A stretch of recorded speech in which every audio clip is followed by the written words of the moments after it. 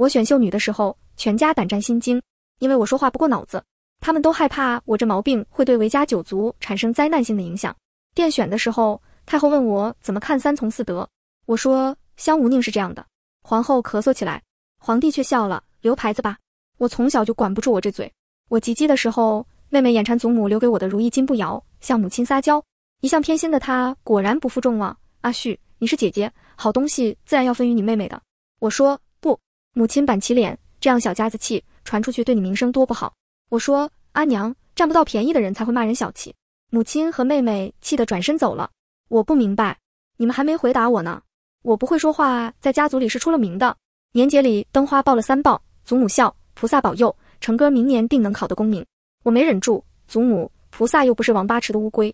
成表哥第一大爱好逛青楼，第二大爱好喝花酒，能考上我就是菩萨，菩萨就是我。大年初一我就被罚跪了祠堂，因为在家里不受欢迎，所以及笄之后阿娘就忙着张罗给我相看。阿爹的官位不高，因此肯与我商量婚事的公子也不太多。我样貌还不错，只可惜我的嘴会说话。红娘引我见杜公子，我看着他那鼓胀如皮球的肚子，脱口而出，不必不必，我最近吃素。杜公子气红了脸，我赶紧道歉，对不住，朱公子。他更生气了，下次相看我绝不能说话。杜公子太胖，于是红娘引我见以瘦闻名的梁公子。他对我的相貌挑剔，下巴圆了些，以后每餐需少吃，女子不能过重。我绝不能说话。他很满意，性子倒还柔顺，与我颇匹配。我还是没忍住说话，不成不成，人跟竹竿不通婚。梁公子拂袖而去。我阿娘很愤怒，你到底要嫁什么样的？我的要求也很简单，我想嫁看起来不会为难我的。我不知道为什么家里这么急着把我嫁出去。很快，一道圣旨为我解了惑，皇帝要选秀女了。如果我在选秀时说了什么大逆不道的话，那皇帝绝不会是摔门出去那么简单。不仅我们一家的脑袋都会大猪小猪落玉盘。我爹娘非常懊恼，没有当机立断将我嫁出去，只能在我出发前再三叮嘱我少说话，最好不要说。我背负着九族的期望入了宫，别人家都是期待着女儿一飞冲天，我们家的期望很朴实，活着就行。但是结果十分出人意料，我被留下了，我还被封了贵人。我爹惊了，我娘傻了，我祖母赶紧去看灯芯有没有爆花。从此我就是韦贵人了，十分直言不讳的韦贵人。送我入宫那日，全家都在哭。来接我的工人感慨，贵人母家当真舍不得您。自然舍不得。我入宫之后，全家就可以过上提心吊胆的生活了。我微微一笑，我决定在宫里秉持非必要不开口这一准则，尽量让家里人活得再久一点。就连给柳贵妃请安的时候，她独独忘了给我赏赐东西，我都没有开口提醒。还是皇后发话，柳贵妃才莞尔一笑，怎么韦贵人自己不说？哑巴了吗？我也希望，但是我忍住了，只是默默行了个礼。柳贵妃板起脸，出入宫就这样拿腔作势的给谁看呢？我没忍住，给皇上看啊。柳贵妃大怒，好啊，怎么让你这样的狐妹子进了宫？我很疑惑，大家不都是狐妹子吗？否则选秀女时为何只挑漂亮的？其实只要皇后娘娘母仪天下便好，我们只要让陛下开心，睡得畅快，生得出。嗨嗨，皇后剧烈地咳嗽起来，正如选秀时那样。我赶紧住嘴，刚刚没忍住，又开始直言不讳了。柳贵妃气白了脸，你说本宫是以色侍人？我安慰她，没事，我们都是。柳贵妃委屈的眼圈都红了，本宫和陛下年少情深。皇后赶紧拍了拍她的手，韦贵人还小，才入宫又不懂规矩，妹妹不要跟她计较。她转过头，面色严厉，顶撞贵妃，3个月不许侍寝，在每日抄写女则和女训。我低头认罚，是。出了宫门，其他秀女安慰我，皇后娘娘这样严厉，苦了你了。她们一个个拿着柳贵妃送的礼物，显然已经忘了是谁先挑起的祸。柳贵妃本来想营造孤立我的氛围，但大家现在很明显都被带偏了。我叹了一口气，贵妃得宠，连皇后也要避其锋芒。皇后就叫我过去罚抄，我老老实实的过去，多谢娘娘。皇后纳闷，谢本宫什么？我说娘娘罚了我，柳贵妃就不能再罚我了。就算柳贵妃去跟陛下告状，3个月之后陛下也就不记得了，我就还是韦贵人。皇后板起脸，放肆，但她脸上又露出很浅的一抹笑。别人都说我古板严厉，你倒是不怕。我嘴上又没忍住，娘娘古板，说明绝不会越雷池半步，所以只要我遵守规矩，娘娘就不会对我严厉。我不怕规矩，我就怕没规矩。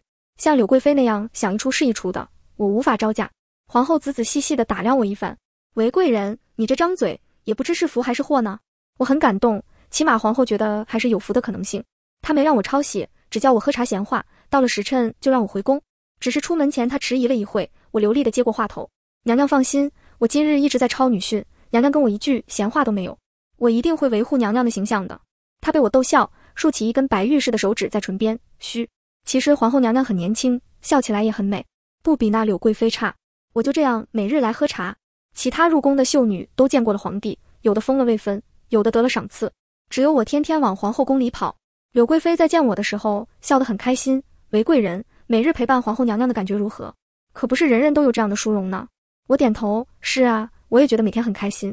柳贵妃狐疑地眯起眼，她有点摸不太清我的套路，但我估计她还是给皇帝吹了点枕边风，因为皇帝很快就召了我前去。才入宫3月就顶撞了2次贵妃，韦贵人，你胆子很大。我不吭声，我胆子不大，我是嘴巴很大。皇后罚你，你可怨皇后？我摇摇头，可怨贵妃。我继续摇头，那便是自我反省了。我没忍住，我又没错，皇后也没错，此事也怪不了贵妃。我悠悠地看着皇上，贵妃看不惯我，不过是因为我入宫时封号最高，要给我个下马威罢了。其实跟臣妾无关，此事不过一场阴差阳错。皇帝终于转过头来正视我，那就是怪朕喽。我的九足在阎王面前一闪一闪亮晶晶的，我赶紧闭嘴，臣妾不敢。他冷哼一声，这个时候知道自称臣妾了。我赶紧解释，臣妾和陛下又没有夫妻之实，这句臣妾委实自称的心虚。他摸了摸光洁的下巴，颇有兴味。韦贵人是抱怨朕冷落你了？我用力咬住嘴巴里的肉，快闭上啊，死嘴！大错已成。晚上我被洗干净，送入了皇帝的寝宫。一番令人迷惑而疲惫的搏斗后，皇帝问我，爱妃感觉如何？因为很累，所以实话脱口而出，不舒服。皇帝那边的空气僵住了，我没发觉，自顾自地说下去，臣妾下次再不顶撞柳贵妃了，她平日里脾气不好是应该的。侍奉陛下，她委实是辛苦了啊。皇帝把我赶了出去，这事儿第2天就传遍了6宫。皇后百思不得其解，怎会如此？我很惭愧，因为我说事情不太舒服。皇后咳得惊天动地，一旁的柳贵妃脸红得像猴屁股一样，其他宫妃们纷纷捂住了脸。你，柳贵妃指我的手抖得不成样子，你成何体统？我赶紧跪下，娘娘不要生气，臣妾不知其他人是怎样，分不出好坏，胡说的。柳贵妃尖声尖气，你还想比较？我嘴巴一点都不吐露，陛下有后宫这么多人呢，臣妾也就一个。大胆！柳贵妃跳起来，来人，给我掌她的嘴！皇后的脸沉了下来，柳贵妃，本宫还在这里呢。柳贵妃勃然大怒，韦贵人大逆不道，大放厥词，掌嘴还是轻的。皇后垂下眼，韦贵人不过是说床子之上，宫妃不宜沉溺，这句话错了吗？我抬头看去，皇后唇边有一丝讥讽的笑没来得及掩去。柳贵妃冷笑，皇后很包庇韦贵人，却把陛下放在哪里？皇后重新恢复了平静。陛下吗？她抬起眼，陛下自然在皇极殿。柳贵妃拂袖而去，走之前她瞥我冷笑，侍寝当晚就失宠的，你是第一个。我没放在心上，只琢磨原来我之前的判断错了。皇后根本不怕柳贵妃，之前只是懒得计较。其他人都散去，我跪下给皇后请罪，都怪我这张嘴。皇后却和颜悦色，韦贵人，你叫什么名字？我惊讶地抬起头，皇后莫不是被我气疯了？但还是老实答道，臣妾名为旭，家里都叫臣妾阿旭。她笑了起来，本宫没看出来，原来你这样鲜活可爱。她站起身，看向远处碧蓝的天，本宫原来不知道为何那日皇帝执意要留下你，今日突然懂了。放心，你不会失宠的。3日之后，皇帝又找我过去了，这一次他咬牙切齿。听说前几日他一同长大的御前侍卫偷偷摸摸带了几本书进来，如今正摊开在我面前。我大惊失色，《花鸟风月》第3册。皇帝更是惊恐，你看过？我说，这不就是市井里广为流传的风月读物吗？桃花姑婆所著，都出到第3册了吗？他很愤怒，你怎么能看？你是朕的宫妃，你，这是不守妇道。我眼皮都不抬。德容严公，哪条说了女子不能看书了？他脸色涨红，这又不是什么正经女子写的书。我很想住嘴，可是我控制不住嘴巴。那你欣赏完了不正经女子，还要来教导我这个正经女子，你说谁更不正经啊？皇帝大怒，他已经忘了叫我过来是要睡我的，他现在只想赢下这场嘴皮仗。我是男的，我舌头有自己的想法，那你去看男子跟男子的故事啊，别看了，读了欣赏了女子的故事，转头还又骂又嫌又唾弃。朕是皇帝，我立刻麻溜的跪下，臣妾有罪。皇帝趾高气昂，现在想起来认错了。我说，陛下是陛下，一句话就能灭了臣妾的9族，臣妾的家人还想多活几年。皇帝哑声，半晌，他开口，规格之中不论这个，你起来吧。我站起来跟他面面相觑，显然双方都从刚刚激烈的争论中清醒过来了。皇帝有点泄气，沉默半晌后，他没话找话，你之前看过第2册？我来了精神，赶紧点头，第1册最好，小凤仙和玉公子桃花树下幽会那段，那叫一个活色生香。皇帝听得很有兴味，我讲的兴起，甚至开始演了起来。说着说着，他终于想起来晚上叫我来干嘛来了。上一次我很认真地按照宫里教习嬷嬷的规矩，不动不喊，柔顺乖巧，任皇帝采撷。这一次我决定按着自己的意思来，因为他明显什么都不会，甚至中间我啪地打了一下皇帝的手臂，不是那儿。他喘息着，声音又恼又急，我知道，你帮帮我。好吧，我感觉当一个不正经的女子好似更快活些。皇帝召见我的次数渐渐多起来，因为他突然对市井画本起了浓重的兴趣，而我在这方面博览群书。再见柳贵妃的时候，他的脸色就不太自然，他有点虚张声势，怎么如今得了几次宠就不把本宫放眼里了？我很奇怪他这种想法的来源，还是规规矩矩给他请安，贵妃娘娘万安。他不说话，但一直盯着我，一会咬牙切齿，一会冷若冰霜，半晌挥挥手让我走了。过几日皇上又召我，午睡被吵醒，我没忍住抱怨几句，怎么这个时候叫我？宫人偷笑，贵人得宠，这是好事啊！我睡眼朦胧地往前赶，差点没跟柳贵妃的侍女撞个跟头。她怒视着我，好啊，本宫的裙子都被你泼湿了。我没说话，只好似没睡醒一样盯着她看。柳贵妃挥挥手，一盏汤盅就交到我手上，既然你打翻了本宫给陛下熬的引子，那就由你送进去解释吧。我有点无奈，娘娘，她已经匆匆走了。我看着手上的引子，然后一口饮尽，管他什么东西，没了我就不用解释了。甜甜的，挺好喝。我整整衣服，然后在寝殿前整整衣服，轻声请太监通报。对方诧异而轻声道：娘娘，陛下没有召您前来啊。我还没来得及反应，身后宫人拖着词中的手突然一松，清脆的碎裂声在静悄悄的寝殿里格外刺耳。我还没来得及回头看，那明显是被人吩咐过的宫人，就听见一个睡意朦胧的不悦声音：谁啊？太监赶紧轻声：是韦贵人来了。他问你就非得说吗？原来不合时宜的说话这样讨人嫌。我赶紧连滚带爬的进去请罪。皇帝面上看不出喜怒，谁让你来的？我老老实实的，没人让我来。他很不耐烦，正武气的时候最讨厌别人打扰了。我叹了一口气，我也是，可惜我得罪了柳贵妃，如今她想让陛下厌烦我，就出了这样一个损招。皇帝沉默了一会，你这样直愣愣的说出来好吗？我很悲伤，臣妾嘴巴不由得臣妾。他去眼看我，你现在好像不太怕我了。我很诚实，陛下圣明，就算要杀我也不会牵连我的九族，这样臣妾就不怕了。我感觉他欲言又止，但我还是假装自己是个木头一样滚了出去。一通折腾我也清醒了，便去探望皇后。她正在看书，看见我便微微一笑，你来了，仿佛招呼一个朋友。我说，娘娘，我不明白。她咳嗽两声，仍然笑盈盈地看着我，你被柳贵妃陷害了。我沉默片刻，娘娘明察秋毫。她笑了笑，柳贵妃小时候见过陛下，曾数次跟陛下一起玩耍，也算是有缘。皇后这话说得委婉，原来不过是这样的年少情深，也值得柳贵妃这样对我。我喝了一口茶，我还是不明白，茶又苦又涩，正如我一直以来的心情。我们明明都困于这后宫，一辈子出不去了，为什么还要互相折磨？皇帝喜欢谁跟我有什么关系？是我让他选我的吗？是我自己要选秀的吗？还不是他下的旨，他选的人。我嘴巴秃噜秃噜地说了出来，皇后的笑意更大了。你跟我年轻的时候一样，听我爹说不许我考科举，让我进宫的时候，我也是这样一堆道理。我抬起眼睛，然后呢？话说出来我才觉得我傻，这还用问啊？她都是皇后了。娘娘，你想考科举啊？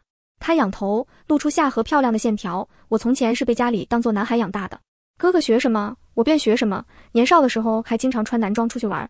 其实哪里是我爹不许，是世间不允许，只是用我爹的嘴说出来而已。皇后闺名杨碧如，是江南杨家的大姑娘。我希冀地看着她，江南是什么样的？我从小没有踏出过京城一步。皇后微微一笑，气候优渥，一年可种植2季占城稻，河道纵横，商业发达，赋税可达全国1/3，富庶之地才养得出世家。江南世家底蕴悠久，可惜有点太悠久了。她轻轻叹息，我愣住了。她没跟我说什么江南烟雨，没跟我说什么诗词情长，她说种植、赋税和河道。我小心翼翼的，娘娘，那你以前是不是跟杨侍郎一起学了很多策论和治国啊？皇后娘娘的亲兄长如今已是侍郎，很受皇帝重用。她轻轻倚在绫花刺绣的软靠垫上，心不在焉道：我的嘴巴这样靠不住，一句轻飘飘的话就这样滑落，好可惜。您为什么要做皇后呢？她愕然看向我，我才意识到自己说了什么话。娘娘恕罪。皇后笑了起来。是啊，为什么呢？自从上次打扰皇帝午睡，她就没再召见我，我就天天在皇后这里读书。她很喜欢读史书，偶尔也看点市井民俗。我只喜欢看市井民俗，在皇后的监督下不得不看点史书。皇后提醒我，半个月后就是皇帝万寿了。我不以为意，娘娘，我家对我没有位分要求。如果他们知道我现在没有了在皇上面前出现的机会，他们会很高兴的。皇后沉默一会，这样啊。我耸耸肩，他们觉得我是个性子古怪的人。我从小就记性极好，不管是记书还是记事，话都说不太清的时候，我已经学会了观察，所以我知道自己这张嘴是不讨人喜欢的，因为我总是把一些令大家都难堪的事实说出来。小时候姑母探亲的时候抱怨婆家苛刻，不许她出门，祖母也跟着骂。我心直口快，祖母，我娘出门你不也不许吗？被罚跪了1日祠堂。出来之后，我阿娘又抽了我手板子，叫你胡说。我很委屈，阿娘。她抱着我叹气，你阿爹不打我不骂我，出门这点小事什么要紧，你还在你祖母面前提，倒显得我小肚鸡肠。我更加不解，那日阿娘你抱着我哭什么？明明是你自己说阿爹风流，祖母严苛，如今我说了，阿娘你又不语，然后我又被罚跪了1日祠堂。皇后笑得又咳又喘。人是这样的。我叹息，娘娘莫笑了。她甚至要求你再说点别的故事来听听。我苦着脸，娘娘别闹。她笑够了，问我你为何会成为这样独特的姑娘呢？我很迷惘，我也不知道，我就是从小就觉得这是奸，我不知道怎么说。皇后很冷静地看着我，荒谬，对，就是这个词。但是我其他姊妹都很文静之理。我叹息。皇后笑了笑，那又如何？京城已经有很多名门闺秀了，可这么多年我也只瞧见一个阿旭。我很感动，于是问皇后，那独特的我万寿节能不能不给陛下送礼啊？我没钱。皇后咳嗽2声，不行，你不仅要送，还要送的别出心裁。万寿节前1天，皇帝召了我，明日就是万寿节，朕给你个机会，把贺礼先给我。我的表情可能不太好，皇帝狐疑地看着我，你不会没准备吧？我抹了把脸，怎么会呢，陛下，呵呵呵呵呵。他面无表情，你真的没准备？我很诚实，臣妾以为陛下不会再召见臣妾了呢。他顿了顿，你在怪我？我瞪大眼睛，怎么会？臣妾绝对没有这样的想法。皇帝的表情松动了些，他握住我的手，示意我坐到他身边，真的不怪朕。我含情脉脉地点头，跟陛下在一起，不死就行。他甩开我的手，你什么意思？我娓娓道来，陛下是掌握我生死的人，而我给陛下递过去的把柄实在太多了。陛下，你跟豺狼虎豹关在一个笼子里的时候，你也觉得活着就行吧？皇帝挑眉，我是豺狼虎豹？我觉得自己的脑袋摇摇晃晃，于是机智地露出一个谄媚的笑，是才貌双全，龙精虎猛，狼奔使突。皇帝叹了口气，什么乱七八糟的？他将我拉过去，罢了，我也不怪你没准备贺礼，咱们算扯平了。不是，我突然开口，轻声道，其实我准备礼物了。我凑到他耳边，低声几句。皇帝的眼睛瞪大了，真的？快给我看看。我立刻拿出准备好的一沓雪浪纸。皇帝立刻细细品鉴起来。他时而皱眉，时而惊叹，时而迷惘。他抵住我觉得这个地方可以再改进一下。我咬住嘴唇，这次不是我想说话，而是想忍住嘴里的声音。阿旭，你这礼物真好。他厌足的叹息。我努力从汹涌澎湃的晕眩中清醒过来。陛下过奖了，叫我李寻。我顿了顿，阿寻。他的眼睛笑起来的时候含情脉脉。我突然想到柳贵妃，她以前也是这样看着他，然后就沉迷了吗？我也不是不能理解他，我不理解他，就因为李寻生了我的位分，有必要陷害我吗？太后正在勃然大怒，因为我近日送给李寻的图画，神奇的跟他从前最厌恶的人喜爱的图案一样。这图是我从内务府随便找来的，表面上跟柳贵妃没关系，但是跟我有仇的只有他。我弱弱的，太后娘娘，臣妾真的。韦贵嫔心思单纯，定是被陷害的。帝后二人异口同声道。我很感动。皇帝睡了我，新鲜感还没过去之前，他维护我是正常的，但皇后只是为了我。不过他们2个人看起来都很生气。母后，这件事情必得彻查。李寻冷下脸，有人竟敢将手伸进后宫里。皇后轻声接过话头，臣妾定会查清楚，还韦贵嫔一个清白。他们2人对视一眼，你们为了我并肩战斗的样子好好笑。皇后叫我起来，韦贵嫔就先在本宫那里禁足吧。我赶紧答应下来，这样的好事过了这村就没这店了。皇帝看了他一眼，还没说话，太后冷哼一声，皇后倒是颇维护这个丫头。她叫我抬头，细细端详，你莫非是那个说乡下人才遵守3从4德的秀女？我赶紧应声，是，那个时候臣妾年少无知。太后问，好，那我再问一句，你如今入宫了，怎么看去撵之德呢？不做教子的美德啊。我才张了张嘴，皇帝赶紧喝止，他声音不好听，别让他说话了。太后皱眉，让他说。我说，有好吃的东西不吃，有舒服的轿子不坐，娘娘，你觉得这人怎么样？我痛心疾首，怎么看都是个傻子。太后沉默片刻，帝后2人紧张地看着他。突然，他展眉一笑，说得不错。太后悠悠道，从前贤贵妃就是这么个傻子，总是要这样装模作样。皇帝封了她嫌还不够，还要教训我。皇后赶紧陪笑，如今娘娘也知道了，韦贵嫔是个心直口快的性子，不会做这样的事。太后了一声，不是她做的也要查。皇帝微微一笑，自然是的。皇后挑了挑眉，我看见她眼光沉沉。没人招呼柳贵妃，就算她现在脸色一片清白，大约她也想不到这件事竟然是这样的结局。柳贵妃没什么实质性的处罚，只是她的春熙宫突然间便寂寥了下去。李寻是个心善的人，她仍然是贵妃，所以她召我去的时候，我还是去了。我这个人嘴巴不怎么规矩，行为上就很守规矩。来人的态度比平日恭敬了许多，对我口称娘娘。柳贵妃还是打扮得很漂亮，只是表情有些惆怅，年少深情也不过。柳贵妃难得在我面前露出几许悲伤和疑惑，我叹了一口气，娘娘，年少没有情深，年少只有冲动。我试图安慰她，你还有大好日光在后头呢，每天都在往前过，何必执着年少呢？柳贵妃摇摇头，你不知道，其实她不是厌弃了我，是厌弃我的家族了。她倚着门框，不像贵妃，倒像闺中的小姑娘。其实柳贵妃也是个合格的大家族大小姐，天天说青梅竹马，其实私底下一口一个柳家前途。陛下年轻，锐意进取，柳家太老了，太大了，站在他要走的路中间。我低头，他娶你的时候不就是图柳家根基深厚吗？柳贵妃笑了笑，我相信不是，但是她的眼睛里落下眼泪，我只求她看在这么多年的份上，饶了我父母一命。我打了个冷战，柳贵妃才不仅仅是轻浮的宠妃，她是个聪明人，可她竟然只求父母性命，这样卑微的要求，那其他人的下场更无法可想。她预感到了皇帝要对她家下手。我问，你不恨李寻吗？她摇摇头，我的命罢了。我看着她，其实你也恨，但是恨的话你就活不下去了，所以你不能恨。柳贵妃笑了笑，韦贵嫔，你为何总是这样爱说话？迟早你要死在这张嘴上。我说，我敢说，贵妃娘娘，那你敢不敢恨？我规规矩矩地向她行礼，如同我初见她时那样。从前我看画本子，公子与小姐婚后便是花好月圆夜，可是月亮不会总是圆。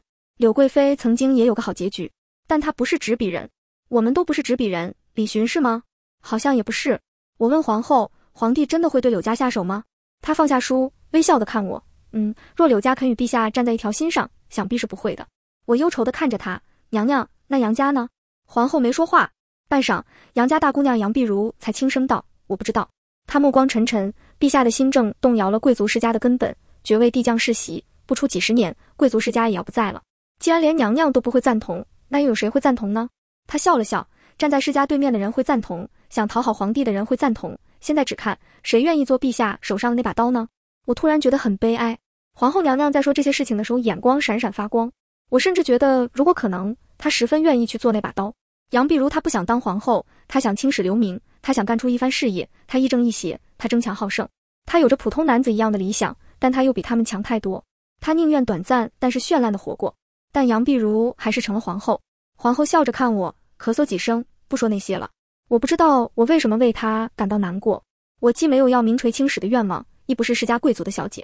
我一个小小的官家女，如今成为四品贵嫔，已经是许多人求之不得的了。我仍然觉得惆怅。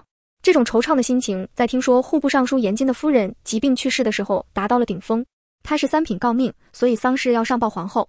我看见皇后的脸上难得出现了怒意，她默默坐在椅子上，我小心翼翼，娘娘。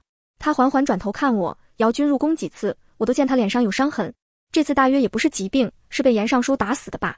我失声叫了出来，娘娘。她撑着额头，呼吸声十分沉重。我按住心口，我没有被打，没有被骂，就算以后皇帝冷落我，我也仍旧会衣食无忧的在宫里过完这一生。那么心里这股怒火和恨意又是从哪里来的呢？这种恨意犹如最细微的鹅毛绒钻入我的骨髓，刺挠得我坐立不安。那股难受的劲儿从心口涌向四肢百骸。我说，娘娘，我好像生病了。皇后摸了摸我的脸，阿旭，别哭了。皇后以内廷的名义下了一份诏书，书质真亮，才容双绝，然所是非偶，遭人曲意，视若赃货，虐童见利。皇帝很委婉地问皇后，这样是不是有些过了？杨碧如微笑，陛下，臣妾这是问过姚君，他授意臣妾这样写的。李寻小心翼翼的，皇后，严夫人她不是去世了吗？皇后仍旧微笑，是啊，她都去世了。皇帝便不再过问。李寻见我样样不乐，以为我还是因为柳贵妃的事难过。她虽然还是贵妃，但不过一个虚衔。我赶紧开口，不是的，臣妾已经不再计较这事了。他亲昵地搂住我，你倒是大度，那为何还愁眉不展？我含糊道，这几日替皇后娘娘处理杂事，知道姚君夫人的事情，所以。李寻叹息，是，我也觉得气愤，可若朕连这样的事都管，难免会被人说手伸得太长。我也叹了一口气。李寻点点我的鼻子，罢了，别再想了。我有些口不择言，若是我们的女儿遇到这样的事，你也会觉得。李寻惊喜地打断我道，你有孕了？我看着他充满喜色的脸，犹如一只泄了气的皮球，没有。李寻对这件事情并不关心，他仍旧笑眯眯，你已经想到咱们有女儿了吗？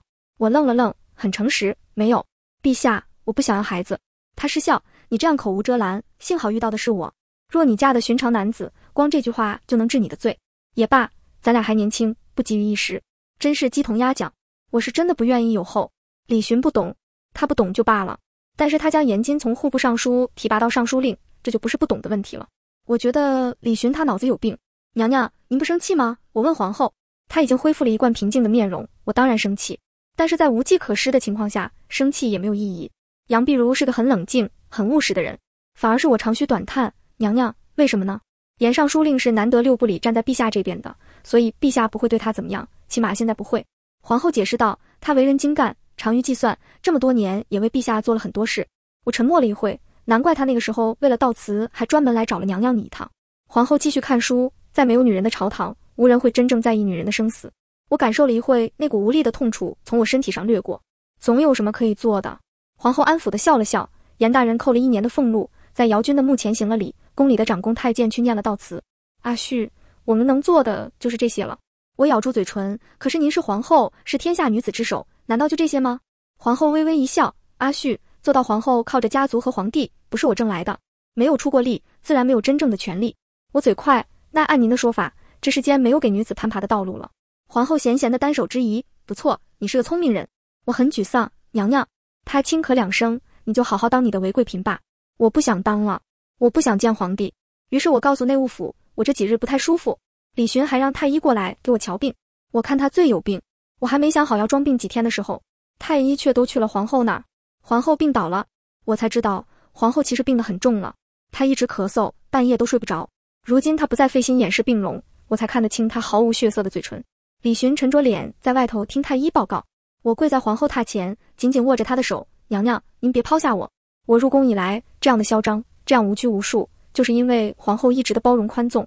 从前我还疑心过，以为她要抓我的错处，可她没有。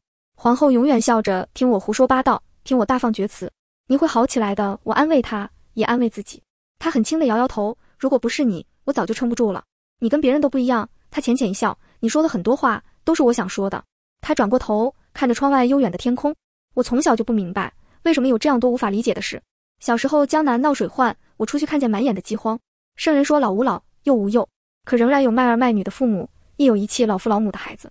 这世间这样不公不道，我想做些什么，我可以做些什么，可我却不能。为何不能？为何不能啊？我的眼泪滂沱而下。我想起皇后对皇帝推行削爵制的评论，她这样的聪明，这样的一针见血，明明困在这后宫里，却仍旧有一双明亮的眼睛。可是如今这眼里的光已经要暗淡下去了。同是一母同胞，哥哥就可以，我却只能当一个被供起来的皇后。我趴在他怀里，娘娘，您可以的。他摸摸我的头，然后你出现了。你这样的直言不讳，你什么都不怕，横冲直撞，你就像一个真正活着的人。阿旭，看到你，我终于觉得自己不再是孤零零的一个了。我擦干净眼泪，娘娘，看到您，我才觉得自己找到家了。杨碧如懂我的反抗、颓丧和怨恨，直言不讳，是因为我心里的痛苦无法排遣。我跟李寻有肌肤之亲，可是真正跟我亲近的是杨碧如。不要抛下我，我哀求道，我不想再一个人了。他摸了摸我的脸颊，我累了。我不眠不休地守在皇后榻前，连李寻照我也不理。最后他常常陷入昏迷，我也不敢离开。难得这次我喂药的时候，他没有抗拒，他笑盈盈地看着我，精神好似好了些，这段日子辛苦你了。我撒娇一样把脸歪到他手上，他看着我，阿旭，我是个懦弱的，你可别学我。我偏过头去，他温柔地擦去我的眼泪，我心头郁结难解，这才给自己憋出病来。你想开些，陛下喜欢你，你会过得很好的。我笑笑，他很愉悦，这才是我的好阿旭。3个时辰后，杨碧如就走了。李寻匆匆赶来，看见我的一瞬间，眼里闪过心疼。为皇后是急，也不必做到这样的地步，受了这么多。我抬眼，娘娘她怜我甚多。李寻亲手将我扶起，你跟她姐妹情深，我明白。你明白个屁。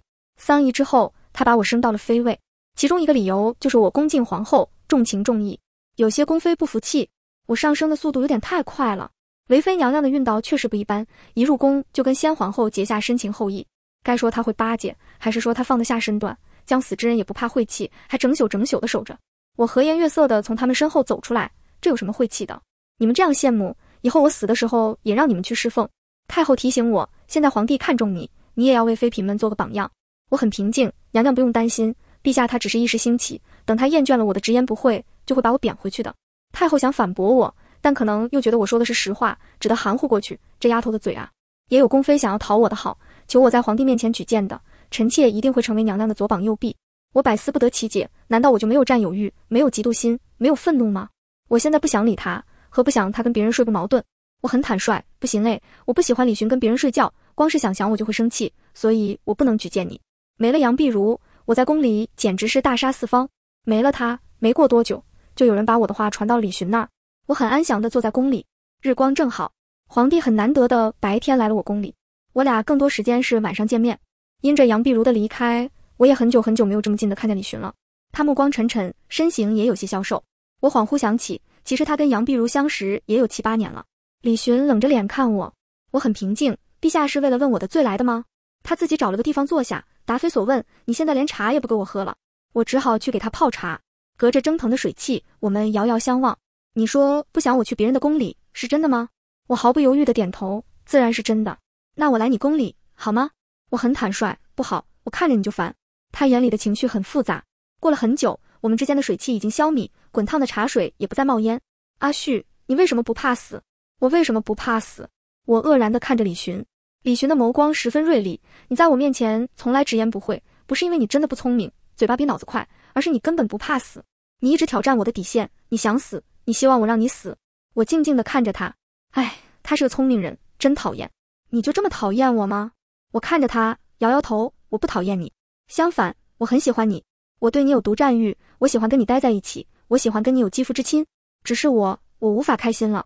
我落下泪来，没有皇后娘娘，我没办法开心。李寻把我搂在怀里，你入宫以来就跟皇后亲密，她居然离世，你一时受不住也是有的。我不知道，我说，我觉得我不仅仅因为这个事情伤心。他捧起我的脸，怎么样能开心些？我再给你生一生位分，你父兄可有出息的。我定定地看着李寻，他是个好人，可他的好无法让我在未来漫长的宫廷岁月里欺骗我自己。我可见的未来里，我无法保证不去怨他恨他。李寻没有错，但他的存在站在杨碧如的对面。我说，陛下，我只想要一样东西。我抱住了他，然后说道，自由。江南永州的富庶之地，来了个说话口无遮拦的女人。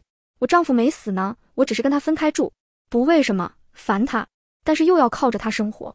他又有钱又有闲，也许是钱多的没地方花了，他便开了一个小小的钱庄。其他的大钱庄一开始还警惕了一阵，再后来听见这钱庄只借给富人，差点没笑掉大牙。因为他借出的款项实在太小了，每次只会借出额最多半两银子，最低10文钱都借。富贵人家的夫人小姐自然不会来借的，那借给谁呢？借给卖花的小丫头，卖豆腐脑的大娘，卖刺绣的小媳妇。买点花子，赊点豆腐，购入一些丝线。女人吗？那个女人笑眯眯的，心思重，感情深，借了你的钱，比你还怕还不上。喂，老板，这是还你的钱。刺绣的小媳妇抿嘴一笑，多谢你，我这次赚了这个数，以后我妹妹也跟着我做这个。我麻利的收钱，在账本上划去一笔，将欠条还给他。喂，老板，我老家的沈娘听说您的钱庄，她想问问她能不能借呢？能够真正做一些事情，我才会从无尽的虚无中挣脱出来。我拿着杨碧如留下来的财产，开了这家钱庄。卖花的小姑娘开始稳定的给几个大宅供应鲜花，按照他们的要求培育花种。卖豆腐脑的大娘换了一口大锅，每日能招来更多食客。我的钱庄坏账率很低，别人从前叫我娘娘，我心头总是惶惶。如今他们叫我为老板，我应得很爽脆，这是我应得的。他是做什么的呢？绣娘左右看了看，凑过来教我写字的。我被他逗笑，我以为你不识字。他哎呀一声，不是男人的那种字，女人的字，我认的。我抬起头，他教了我一种字，你瞧，看上去是指甲掐在皮肤上的一道一道，但是我教你认。他贴在我耳边，江勇，女书，全文完，感谢您的收听。